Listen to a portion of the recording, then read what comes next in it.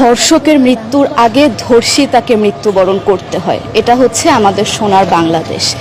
একজন ধর্ষকের জীবনের মূল্যটা এত বেশি যে তাকে ফাঁসির মঞ্চে দাঁড় করা যাবে না। দর্শকের মৃত্যুর আগে দর্শিতাকে মৃত্যুবরণ করতে হয়, এটা আমরা দেখেছি। এই বোনটার কথা 100% সঠিক। আমরা এভাবেই দেখে আসছি।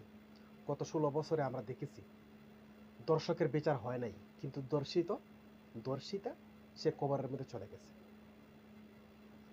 এই 16টা বছর অতীতের অনেক কিছু আমরা দেখেছি। এই 16টা বছরের নির্যাতন থেকে বাংলার জমিনকে বের করার জন্য ডক্টর ইউনূস ক্ষমতার মধ্যে এসেছেন।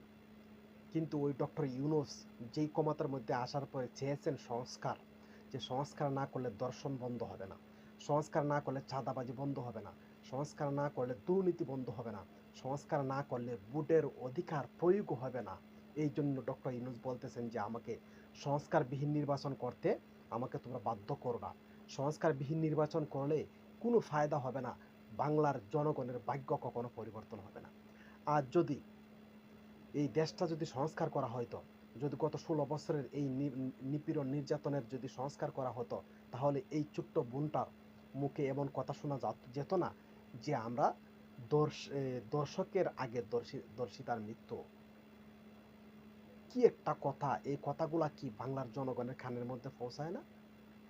যদি পৌঁছে থাকে তাহলে এই ডক্টর ইউনূসকে সংস্কার করতে দেওয়া হচ্ছে না কেন? কেন দেওয়া হচ্ছে না সংস্কার করতে? ডক্টর ইউনূসকে যদি সংস্কার না করে যদি নির্বাচন দিতে বাধ্য করেন, তাইলে আপনাদের কপালের মধ্যে দুর্ভোগ, নিপীড়ন নির্যাতন আর জুলুম অত্যাচারের জন্য আবারও আপনারা রেডি হয়ে যান।